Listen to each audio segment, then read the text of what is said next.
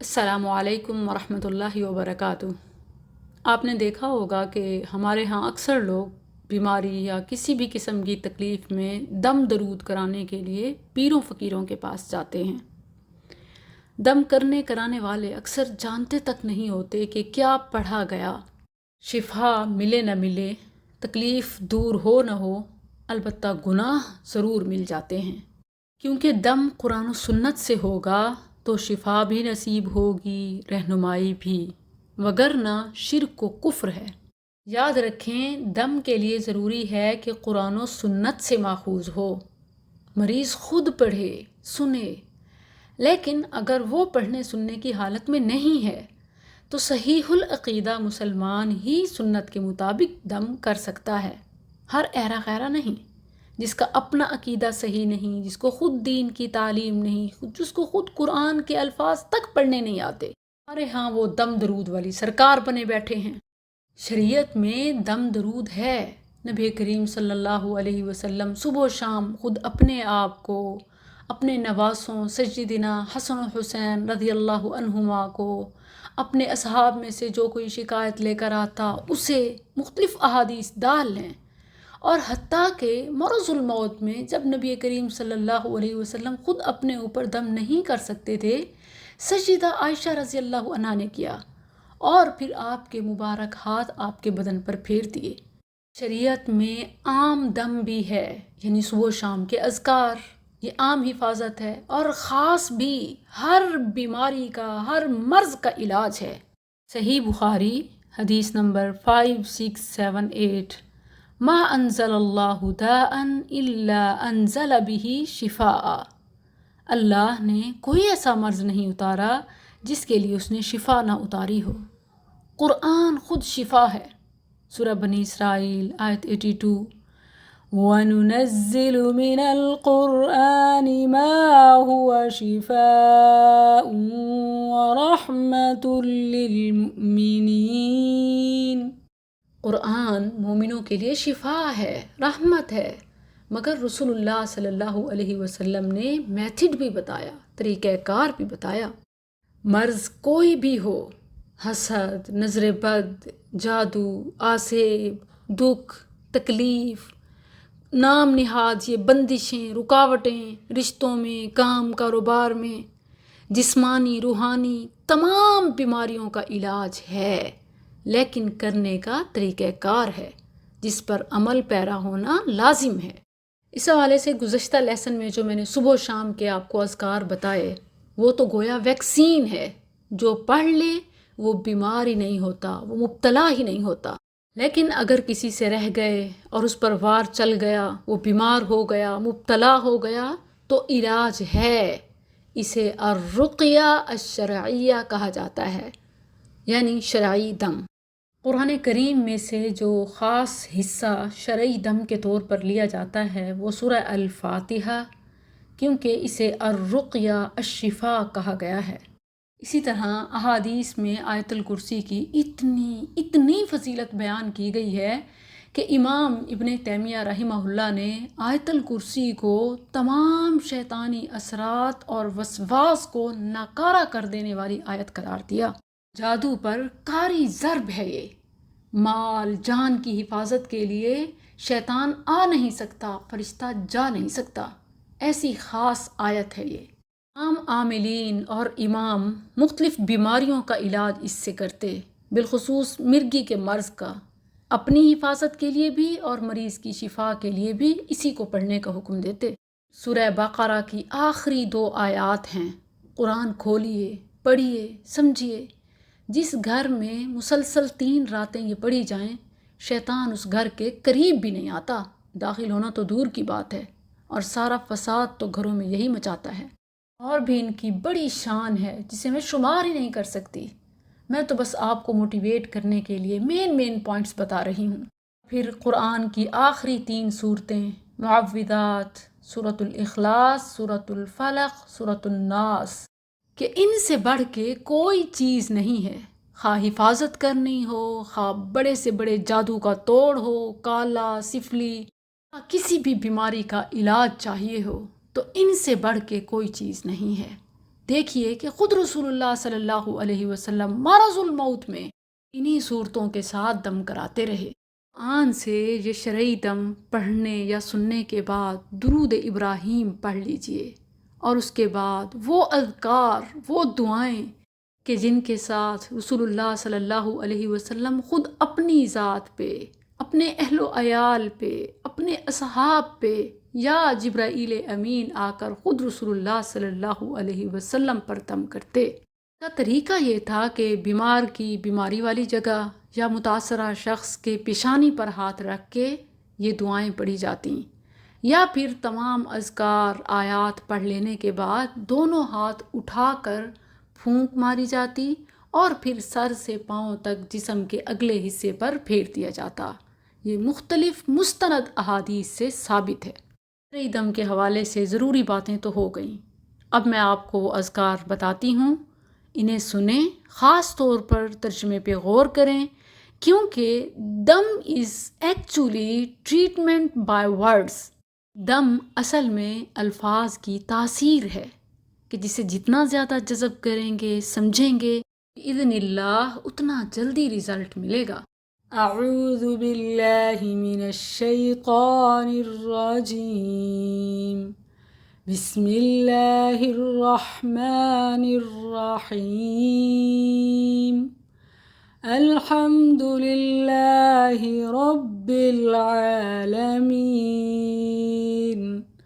अर्रहमानिर रहीम मालिकि यौमिद्दीन।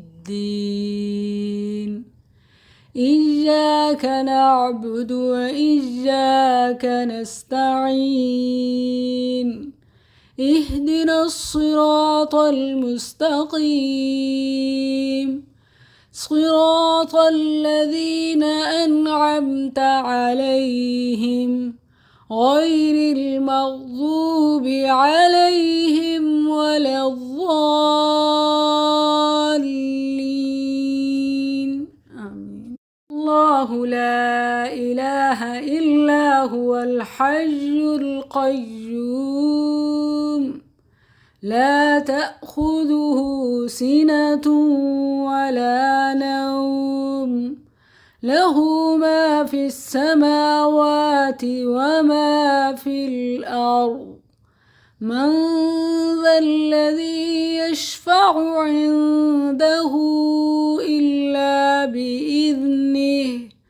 यअलमु मा बैन अयदीहिम व मा ख़ल्फ़हुम वला युहीतून बिशैइन मिन इल्मिही इल्ला बिमा शाअ। वसिअ कुर्सियुहुस समावाति वल अर्ज़ वला यऊदुहु हिफ्ज़ुहुमा वहुवल अलिय्युल अज़ीम। आमनर रसूलु बिमा उन्ज़िला इलैहि मिर रब्बिहि वल मुअ्मिनून।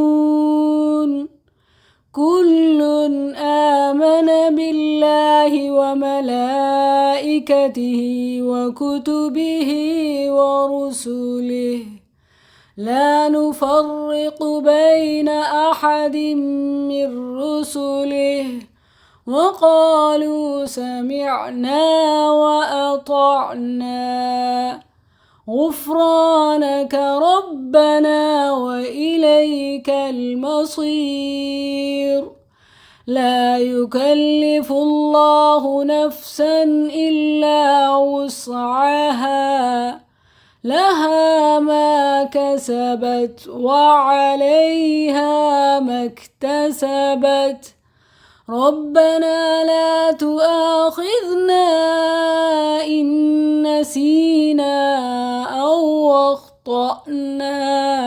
रब्बना वला तहमिल अलैना इस्रन कमा हमलतहु अलल लज़ीना मिन क़ब्लिना।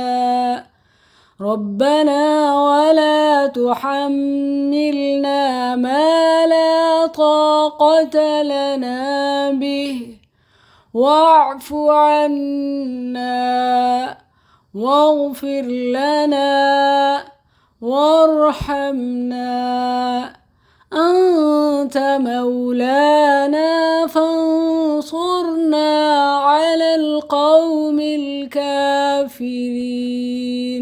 بسم الله الرحمن الرحيم. قل هو الله أحد الله الصمد لم يلد ولم يولد ولم يكن له كفوا أحد. قل هو الله أحد الله الصمد لم يلد ولم يولد ولم يكن له كفوا أحد. قل هو الله أحد الله الصمد لم يلد ولم يولد ولم يكن له كفوا أحد. بسم الله الرحمن الرحيم. قل أعوذ برب الفلق من شر ما خلق ومن شر غاسق إذا وقب ومن شر النفاثات في العقد ومن شر حاسد إذا حسد. قل أعوذ برب الفلق من شر ما خلق ومن شر غاسق إذا وقب ومن شر النفاثات في العقد ومن شر حاسد إذا حسد. قل أعوذ برب الفلق من شر ما خلق ومن شر غاسق إذا وقب ومن شر النفاثات في العقد ومن شر حاسد إذا حسد. بسم الله الرحمن الرحيم. قل أعوذ برب الناس ملك الناس إله الناس من شر الوسواس الخناس الذي يوسوس في صدور الناس من الجنة والناس. قل أعوذ برب الناس ملك الناس إله الناس من شر الوسواس الخناس الذي يوسوس في صدور الناس من الجنة والناس.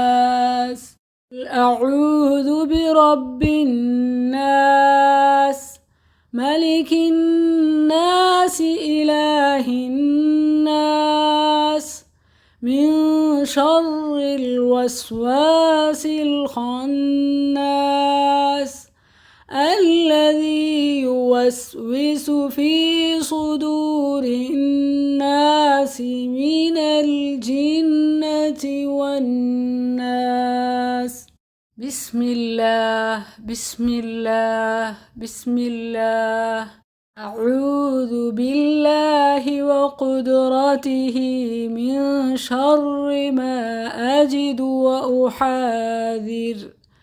أعوذ بالله وقدرته من شر ما أجد وأحاذر. أعوذ بالله وقدرته من شر ما أجد وأحاذر. أعوذ بالله وقدرته من شر ما أجد وأحاذر. أعوذ بالله وقدرته من شر ما أجد وأحاذر. أعوذ بعزة الله وقدرته من شر ما أجد وأحاذر. أعوذ بالله وقدرته من شر ما أجد وأحاذر. أسأل الله العظيم رب العرش العظيم أن يشفيك. أسأل الله العظيم رب العرش العظيم أن يشفيك. أسأل الله العظيم رب العرش العظيم أن يشفيك. أسأل الله العظيم رب العرش العظيم أن يشفيك. أسأل الله العظيم رب العرش العظيم أن يشفيك. أسأل الله العظيم رب العرش العظيم أن يشفيك. أسأل الله العظيم رب العرش العظيم أن يشفيك. اذهب البأس رب الناس واشفي أنت الشافي لا شفاء إلا شفاؤك شفاء لا يغادر سقما. أعوذ بكلمات الله التامة من كل شيطان وهامة ومن كل عين لامة. أعوذ بكلمات الله التامة من كل شيطان وهامة ومن كل عين لامة. أعوذ بكلمات الله التامة من كل شيطان وهامة ومن كل عين لامة. أعوذ بكلمات الله التامات من شر ما خلق. أعوذ بكلمات الله التامات من شر ما خلق.